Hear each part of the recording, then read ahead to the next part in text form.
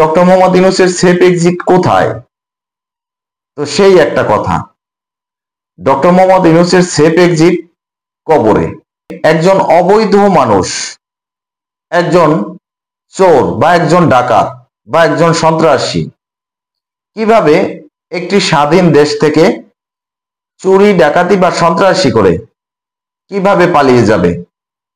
এখন সেই পালিয়ে যাওয়ার জন্য একটা রাস্তার দরকার আছে, যেই রাস্তায় কোনো বাধা থাকবে না, শুধুমাত্র তার গাড়ি নিয়ে বেরিয়ে যেতে পারবে। এরকমের একটি রাস্তা বা সেফ এক্সিটের জন্য বর্তমান সময় উদ্বিগ্ন ডক্টর মোহাম্মদ ইউনূস।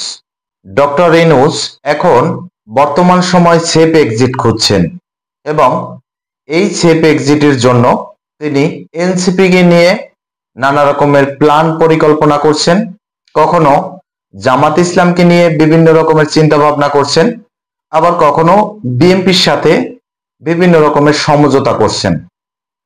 এখন এই সবকিছুর ঊর্ধ্বে গিয়ে যেমনি তার সেফ এক্সিট দরকার, তেমনি তার যে এই সরকার, তার একটি বৈধতারও দরকার আছে। ইতিমধ্যেই জুলাই ঘোষণাপত্র প্রকাশের যে তোড়জোড় চলছিল, সেখানে বাংলাদেশের সংবিধানকে বাতিল করে তিনি যে নতুন পরিকল্পনা সাজাচ্ছিলেন, সেই পরিকল্পনা যখন বাস্তবায়ন করতে না পারলেন, তখন তার যে সেফ এক্সিট, সেই বিষয়টি আরো কঠিন হয়ে গেল। এছাড়াও তিনি এখন খুব ভালোভাবে বুঝতে পেরেছেন যে বাংলাদেশের জনগণ এখন তাকে আর খাচ্ছে না। এক সেকেন্ডের জন্য তাকে বাংলাদেশের ক্ষমতায় কেউই দেখতে চাচ্ছে না।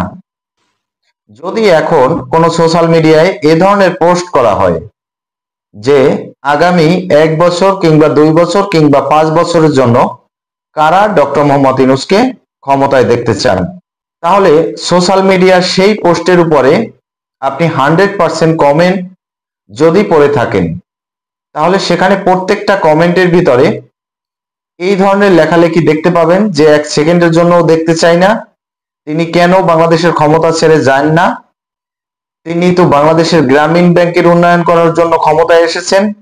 আবার কেউ কেউ বলবে তিনি তার মামলাগুলোকে ধ্বংস করার জন্য ক্ষমতায় এসেছেন। আবার অনেকে কথা বলবেন যে শেখ হাসিনার সাথে তার যে একটি শত্রুতা ছিল, শেখ হাসিনা তাকে পদ্মা নদীতে ফেলে সেই পদ্মা নদীর পানির ভিতরে তাকে চুবানি দিতে চেয়েছিলেন। তো এই সকল শত্রুতার কারণে তিনি শেখ হাসিনার সাথে জেদ করে তার মেটিকুলাস ডিজাইনের মাধ্যমে আওয়ামী লীগ সরকারের এই পতন ঘটিয়ে তারপর তিনি ক্ষমতায় আসছেন।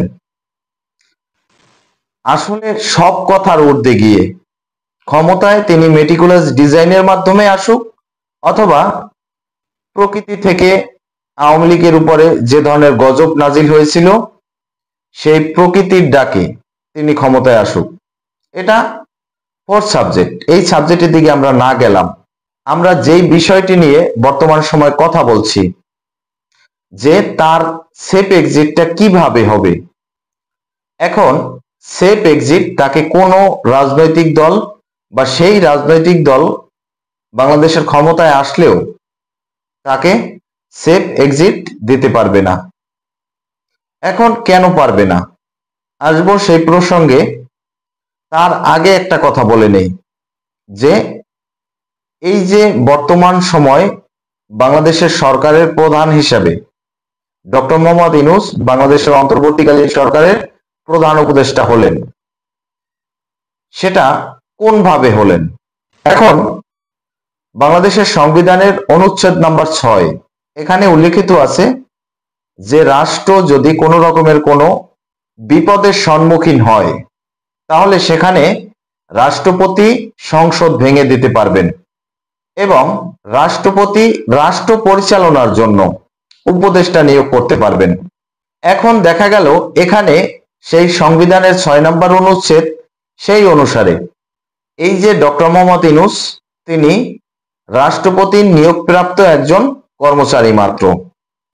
এবং এই যে বিষয়টি নিয়ে এর আগেও অনেক কয়েকবার বিতর্ক হয়েছে তো সবচেয়ে বড় যে বিষয়টি হলো সেটি হলো ডক্টর মোহাম্মদ ইউনূস যখন বাংলাদেশের অন্তর্বর্তীকালীন সরকারের প্রধান উপদেষ্টা হিসাবে রাষ্ট্রপতির মাধ্যমে শপথ বাক্য পাঠ করে বাংলাদেশের সরকারের প্রধান হিসাবে নিজেকে নিয়োজিত করলেন, সেই সময়টিতে সুপ্রিম কোর্টের প্রধান বিচারপতি তিনি ছুটি কাটাচ্ছিলেন। তো প্রশ্নটা এই জায়গায় গিয়ে আসে যে যদি সুপ্রিম কোর্টের প্রধান বিচারপতি ছুটিতে থাকেন তাহলে অন্তর্বর্তীকালীন সরকারের প্রধান উপদেষ্টা হিসাবে ডক্টর মোহাম্মদ ইউনূসকে কে সেই পারমিশন লেটার দিল? এই প্রশ্নের যে খোলাসা মন্তব্য সেটি ডক্টর মোহাম্মদ ইউনূস এখনো করেননি এবং তার প্রেস উইং থেকে এ ধরনের কোনো বক্তব্য আসেনি। গেল এক। এবারে 2 নম্বর যে প্রশ্নটি সেটি হলো যেই রাষ্ট্রপতির নিয়োগপ্রাপ্ত একজন কর্মচারী মাত্র ডক্টর মোহাম্মদ ইউনূস, সেই রাষ্ট্রপতি কি তিনি বর্তমান সময় গৃহবন্দী অবস্থায় রেখেছেন? রাষ্ট্রপতি যেই সকল কার্যক্রমগুলোতে যদি অংশগ্রহণ না করেন তাহলে রাষ্ট্রীয় সেই সকল কার্যক্রম ব্যাহত হবে, এমন সব জায়গাতে শুধুমাত্র রাষ্ট্রপতির যাওয়ার অনুমতি আছে। এছাড়া রাষ্ট্রপতি শাহাবুদ্দিন চুপ্পু বর্তমান সময় গৃহবন্দী হয়ে জীবনযাপন করছেন। এছাড়া যদি 3 নম্বরের যে প্রেক্ষাপটটি তার দিকে যদি লক্ষ্য করেন যে doctor Mohammad Yunus safe exit নিতে যেয়ে তিনি কোন রাজনৈতিক দলের সাথে সেরকমের একটা চুক্তি করে ফেললেন। এখন বাংলাদেশে বর্তমান সময়ে আওয়ামী লীগ নিষিদ্ধ, বিভিন্ন গণমাধ্যম এবং আওয়ামী লীগের নেতাকর্মীরা এটা দাবি করছে যে বর্তমান সময়ে বাংলাদেশে আওয়ামী লীগের ভোটার সংখ্যা হচ্ছে 50%। এখন যেই দলটি বাংলাদেশের সর্ববৃহৎ এবং সর্বপ্রাচীন এবং বাংলাদেশের জন্মের আগে থেকে এই দলকে নিষিদ্ধ করে যদি এই ইউনূস সরকার কোনো নির্বাচন দেয় এবং সেই নির্বাচনটাকে ফ্রি অ্যান্ড ফেয়ার নির্বাচন হিসাবে দাবি করে, সেটার গ্রহণযোগ্যতা পাবে না বাংলাদেশের জনগণের কাছে এবং আন্তর্জাতিক মহলে।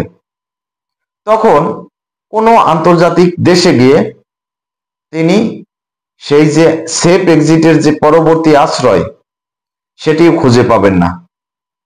এখন এই প্রেক্ষাপটে দাঁড়িয়ে তখন যদি কোথাও সেফ এক্সিট নিয়ে কোনো বিদেশে গিয়ে তিনি সেখানে অবস্থান করতে পারেন বা সেখানে তার যে মেটিকুলাস ডিজাইনের মাধ্যমে একটি ঘাঁটি গেড়ে বসতে পারেন, সেখানে তাকে যদি কেউ প্রশ্ন করে যে কোন ক্ষমতার বলে, কে দিল আপনাকে ক্ষমতা, আপনি বাংলাদেশের প্রায় দীর্ঘ এই যে 1 বছর যাবত বাংলাদেশের সরকারের ক্ষমতায় আছেন, তখন এই বিষয়গুলো ডক্টর মোহাম্মদ ইউনূস কোনো রকমের কোনো সঠিক প্রমাণ, সঠিক উত্তর এবং তার এই সকল মেটিকুলাস যে সকল সন্ত্রাসীমূলক কার্যক্রম, সেই সকল কার্যক্রম সম্পর্কেও কোনো কিছু সঠিক তথ্য দিতে পারবেন না। তো ডক্টর মোহাম্মদ ইউনূসের সেফ এক্সিট নিয়ে বিস্তারিতভাবে আলোচনা করব। ভিডিওটি মনোযোগ সহকারে ধৈর্য ধরে কন্টিনিউ করুন এবং শেষ পর্যন্ত দেখার পরে যদি আমার ভিডিওটি আপনার কাছে ভালো লাগে তাহলে অবশ্যই চ্যানেলটা সাবস্ক্রাইব করবেন, ভিডিওটিতে একটি লাইক দিবেন আর কমেন্ট করে আপনার মূল্যবান মতামত জানিয়ে যাবেন। বলছিলাম দর্শক, বর্তমান সময়ে বাংলাদেশের প্রধান উপদেষ্টা doctor Mohammad Yunus safe exit খুঁজছেন।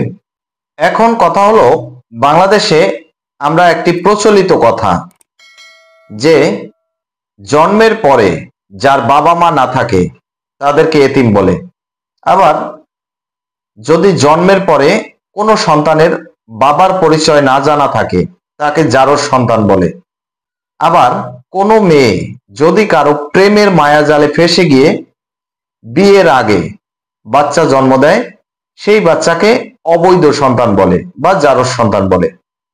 তো সেই রকমের ডক্টর মোহাম্মদ ইউনূসের যে বাংলাদেশের অন্তর্বর্তীকালীন সরকারের প্রধান উপদেষ্টা হিসাবে শপথ নেয়া, সেটা সেই রকমের একটা অবৈধ জারজ বা একটি বেআইনি সন্তানের মতন। তো এই প্রেক্ষাপটে দাঁড়িয়ে সে যে বাংলাদেশের প্রধান উপদেষ্টা হিসাবে বর্তমান সময়ে বাংলাদেশের ক্ষমতায় আছেন, এটা সম্পূর্ণ আইনি এবং বৈধ। সেই যে একটা ডকুমেন্টস, সেটা তার তৈরি করতে হবে। এখন সুপ্রিম কোর্টের যে আদেশটি বা যে আদেশের ভিত্তিতে তিনি বাংলাদেশের অন্তর্বর্তীকালীন সরকারের প্রধান উপদেষ্টা হলেন, সেই আদেশের যে দলিল, যার উপরে ভিত্তি করে বাংলাদেশের অন্তর্বর্তীকালীন সরকারের প্রধান হলেন, সেই দলিলটি যিনি তাকে দিয়েছেন, সেই সময়, সেই ডেটে, সেই তারিখে সেই সুপ্রিম কোর্টের প্রধান বিচারক তিনি ছুটিতে ছিলেন। এখন তাহলে কিভাবে তিনি বাংলাদেশের ক্ষমতায় আসলেন? রাষ্ট্রপতি তাকে যে শপথ বাক্য পাঠ করিয়েছেন, সেই রাষ্ট্রপতিকে তিনি গৃহবন্দী অবস্থায় রেখেছেন। তার মানে রাষ্ট্রপতিকে তিনি ফোর্স করে শপথ বাক্য পাঠ করিয়েছেন, বা কোনো প্রশাসনিক চাপে, সেটা হতে পারে ওয়াকারুজ্জামান, সেটা হতে পারে জামাত ইসলামের জঙ্গি সংগঠনের কোন রকমের চাপ, সেটা হতে পারে এই যে বর্তমান সময় যে রাজাকারী সংগঠন আছে এনসিপি, তাদের চাপ। যে কোনো কারণে রাষ্ট্রপতি ডক্টর মোহাম্মদ ইউনূসকে শপথ বাক্য পাঠ করাইতে বাধ্য হয়েছিলেন।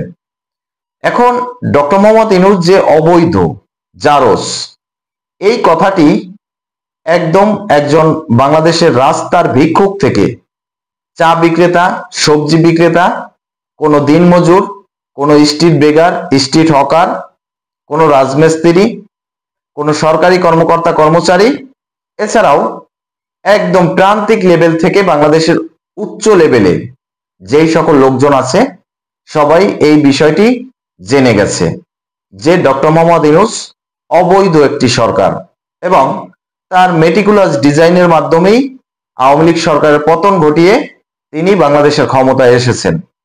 এখন এই যে বৈধতা, তিনি এটি আর কোনো দিনও প্রমাণ করতে পারবেন না। এখন যখন তিনি অবৈধ, তাহলে একজন অবৈধ মানুষ, একজন চোর বা একজন ডাকাত বা একজন সন্ত্রাসী কিভাবে একটি স্বাধীন দেশ থেকে চুরি, ডাকাতি বা সন্ত্রাসী করে কিভাবে পালিয়ে যাবে? এখন সেই পালিয়ে যাওয়ার জন্য একটা রাস্তার দরকার আছে, যেই রাস্তায় কোনো বাধা থাকবে না, শুধুমাত্র তার গাড়ি নিয়ে বেরিয়ে যেতে পারবে। এরকমের একটি রাস্তা বা সেফ এক্সিটের জন্য বর্তমান সময় উদ্বিগ্ন ডক্টর মোহাম্মদ ইউনূস, এবং এজন্য তিনি কখনো এনসিপিকে বাংলাদেশের ক্ষমতায় আনার চেষ্টা করছেন, কখনো জামাত ইসলামকে তেল মারছেন, আবার কখনো বিএনপির তোষামোদি করছেন। এছাড়াও নির্বাচন নিয়ে বর্তমান সময় বাংলাদেশে যে ধরনের ছেলেখেলা হচ্ছে, সেটা তো তার যে ক্ষমতা সেটাকে দীর্ঘায়িত করা, অথবা তাকে বৈধ হিসাবে নিজেকে প্রমাণ করা, এর সর্বোচ্চ পরিমাণে চেষ্টা করার জন্যই নির্বাচন নিয়ে এত ছেলেখেলা হচ্ছে। এখন কোন কোন রাজনৈতিক দল, যেমন বিএনপি, জাতীয় সরকার গঠন করতে বলছে। সেখানে সকল রাজনৈতিক দলের নেতাকর্মীরাই বিভিন্ন ভাবে বিভিন্ন পদে নিয়োজিত থাকবেন। তাহলে সেখানে সেই যে জাতীয় সরকার, সেই জাতীয় সরকারের প্রধানমন্ত্রী কে হবে, সেই জাতীয় সরকারের রাষ্ট্রপতি কে হবে, এই সকল বিষয় নিয়ে তো এনসিপি, জামাত ইসলাম, বিএনপি, জাতীয় পার্টি, যারাই বাংলাদেশে যে সকল রাজনৈতিক দল আছে, তাদের ভিতরে তো খুনোখুনি শুরু হয়ে যাবে, রক্তের বন্যা বয়ে যাবে। এখন সেই যে আবার নতুন করে আন্দোলন, অবরোধ বা নতুন বিপ্লবের ডাক আসবে, সেই যে বিশৃঙ্খল পরিবেশ, সেই পরিবেশকে কেমন করে শান্ত করবে ডক্টর মোহাম্মদ ইউনূস? এবং যদি জাতীয় সরকার গঠন করা হয়, সেখানে ডক্টর মোহাম্মদ ইউনূস কোন স্বার্থে, কোন অধিকারে সেই জাতীয় সরকারের যে সংসদ গঠন করা হবে, সেখানে তিনি নিজেকে কি হিসাবে রাখতে চাইবেন? এছাড়াও জাতীয় সরকার কে গঠন করবে, সেই সরকারের শপথ কে করাবে? যদি জাতীয় সরকার গঠন করা হয়, তাহলে সেই জাতীয় সরকার রাষ্ট্রপতি শাহাবুদ্দিন চুপ্পুকে বাদ দিয়ে করতে হবে। আর রাষ্ট্রপতিকে যদি বাদ দেয়া হয়, যেহেতু বাংলাদেশে কোনো নির্বাচিত সরকার নাই, তাহলে ৭২-এর সংবিধান অচল হয়ে যাবে। যদি সংবিধান না থাকে তাহলে এই দেশের অস্তিত্ব কি? তাহলে সেনাবাহিনীর কি ভিত্তি আছে? সুপ্রিম কোর্ট, হাইকোর্ট, এই সকল আদালতের যে সকল প্রধান বিচারপতিরা আছেন তাদের কি মূল্যায়ন আছে? এছাড়াও সকল মন্ত্রণালয়ের যে সকল সচিব এবং মন্ত্রণালয়ের কর্মচারী কর্মকর্তা যারাই আছেন তারা কিসের ভিত্তিতে এই মন্ত্রণালয়ের দায়িত্বে আছেন এবং বাংলাদেশের এই যে লক্ষাধিক সরকারি কর্মচারী এবং কর্মকর্তা তারা কোন ভিত্তিতে বাংলাদেশের এই সরকারি চাকরি করছেন? তো দেখা যায় এই সকল প্রেক্ষাপট যদি চিন্তা করেন যে জাতীয় সরকার গঠন করলে রাষ্ট্রপতি শাহাবুদ্দিন চুপ্পু ভ্যালুলেস, কারণ এখানে তো আলাদা একটি সরকার গঠিত হচ্ছে। তাহলে রাষ্ট্রপতির কি দাম? বর্তমান সময় যেহেতু নির্বাচিত সরকার নাই, রাষ্ট্রপতি রাষ্ট্রের প্রধান, তো রাষ্ট্রের প্রধান হিসাবে তিনি থাকার পরেও যদি জাতীয় সরকার গঠন করা হয় সেখানে রাষ্ট্রপতির কোনো ভ্যালু নাই। আর যদি রাষ্ট্রপতির ভ্যালু না থাকে তাহলে সংবিধানের ভ্যালু নাই। আর সংবিধানের ভ্যালু না থাকলে বাংলাদেশের বর্তমান যে সকল সরকারি কার্যক্রম, কর্মচারী, কর্মকর্তা যা কিছুই আছে সবকিছুই ভ্যালুলেস। তো এক্ষেত্রে জাতীয় সরকারও গঠন করা যাবে না। তাহলে বিপ্লবী সরকার গঠন করতে হবে। যদি বিপ্লবী সরকার গঠন করেন তাহলে বাংলাদেশের সংবিধানের ভ্যালুলেস, রাষ্ট্রপতি শাহাবুদ্দিন চুপ্পু ভ্যালুলেস। রাষ্ট্রপতি যেখানে ভ্যালুলেস হবে সেখানেই ডক্টর মোহাম্মদ ইউনূস ভ্যালুলেস, কারণ রাষ্ট্রপতি নিয়োগপ্রাপ্ত একজন উপদেষ্টা মাত্র ডক্টর মোহাম্মদ ইউনূস। এবং যদি বিপ্লবী সরকার গঠিতও হয় সেই সরকারে ডক্টর মোহাম্মদ ইউনূস কিভাবে থাকবেন? কারণ যেই বিপ্লব বাংলাদেশে হয়েছে সেখানে তিনি এখন ক্ষমতায় থেকে বলতে পারেন যে তার মেটিকুলাস ডিজাইন তিনি অমুক করছেন, সমুক করছেন, এগুলো তো কোনো ডকুমেন্টারি হিসেবে গ্রহণ করা হবে না। গ্রহণ করা হবে কারা আওয়ামী লীগ সরকারের পতনের জন্য মাঠে নেমে বিপ্লব করেছিলেন, তাদেরকে নিয়েই এই বিপ্লবী সরকার গঠিত হবে। তাহলে ডক্টর মোহাম্মদ ইউনূসের সেফ এক্সিট কোথায়? তো সেই একটা কথা, ডক্টর মোহাম্মদ ইউনূসের সেফ এক্সিট কবরে। এই যে বাংলাদেশের ক্ষমতায় এই মেটিকুলাস ডিজাইনের মাধ্যমে আসা, বাংলাদেশকে নিয়ে বিভিন্ন ষড়যন্ত্রের সাথে লিপ্ত হওয়া, বাংলাদেশকে বিক্রির চেষ্টা করা, বাংলাদেশের মানুষের ভাগ্যকে নিয়ে ছেলে খেলা করা, বাংলাদেশের হতদরিদ্র মানুষের রুটি রুজি নিয়ে ছেলে খেলা করা, বাংলাদেশের সাধারণ জনগণের নিরাপত্তাহীনতায় ব্যর্থ হওয়া এবং দেশের এই অস্থিতিশীল পরিবেশ, এছাড়াও অর্থনীতি ধ্বংস করে দেয়া এবং তার যে সকল ব্যক্তিগত সম্পদ, ব্যবসা বাণিজ্য সেগুলোকে ডেভেলপ করা, এই সবকিছু নিয়ে ডক্টর মোহাম্মদ ইউনূস একদম গ্যারাকলে আটকে আছেন। তো যারাই এর পরবর্তীতে নির্বাচনের পরে বাংলাদেশের ক্ষমতায় আসবেন তারাই ডক্টর মোহাম্মদ ইউনূস সম্পর্কে ভালো বলতে পারবেন যে তিনি বাংলাদেশের কত ক্ষতি করেছেন। শেখ হাসিনার 15 বছর শাসন আমলে যে ক্ষতি না হয়েছে তার 10 গুণ বেশি ক্ষতি হয়েছে তার 1 বছরের শাসন আমলে। তো প্রিয় দর্শক, দেখতে থাকুন, যা কিছুই হয় সবকিছু নিয়ে আমি থাকবো আপনাদের সাথে। আজকের এই পর্যন্তই শেষ করছি, পরবর্তীতে নতুন কোনো ভিডিও নিয়ে আসবো। সেই পর্যন্ত ভালো থাকুন, সুস্থ থাকুন, আল্লাহ হাফেজ।